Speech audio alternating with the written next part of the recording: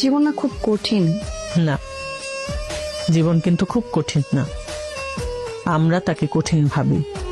জীবন হচ্ছে প্রতিদিনের শিক্ষা, কেউ সেখান থেকে শিখে, কেউ হার মেনে যায়। এত কিছু মাঝখানে শান্তি কোথায় পাবো?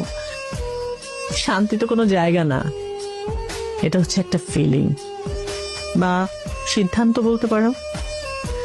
মনে করো তুমি যদি সিদ্ধান্ত নাও যে তুমি রাগের মধ্যে বাঁচবে না, ভালোবাসায় বাঁচবে, তাহলে দেখবে শান্তি তোমার সাথী হয়ে গেছে।